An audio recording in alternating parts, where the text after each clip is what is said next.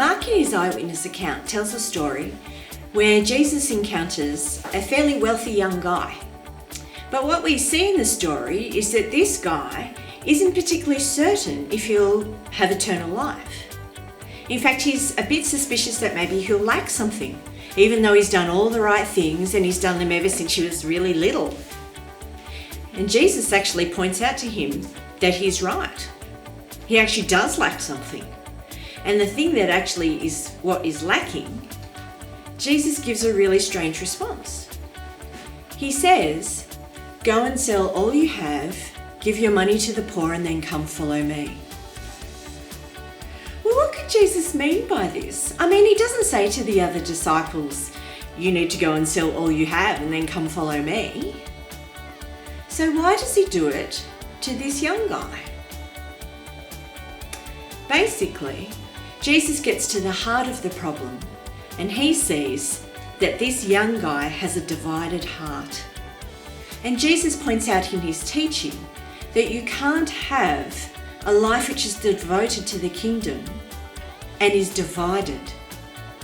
In fact, elsewhere, Jesus says you cannot have two masters. And he actually says, God and money. Do you know, I was Googling the other day, and I just thought out of interest I'd look at, well, where does Australia sit in terms of being a wealthy country? Because I'm sure, like me, sometimes you don't think that you're terribly wealthy. And yet, as I Googled, I was pretty surprised. What it revealed was that actually we are in the top 10.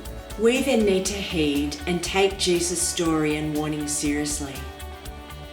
Like the rich guy in the story, we as Australians are rich. And so we need to be on the watch that we don't have a divided heart. And that in fact, in our very riches, what we end up doing is following and leaving treasures which are stored here on earth rather than in heaven. Where we spend our pay and what we decide to save up for tells us a lot about the things that we love. And Jesus deems it as important because he knows that what our heart loves becomes what we worship. You see, followers of Jesus and those who don't follow him still earn the same money, they shop at the same shopping centres, and they actually put their money in the same banks. The difference for those who are living for the kingdom is that they choose to use all those resources to advance God's kingdom, his priorities, and his plans of where he's taking all of human history.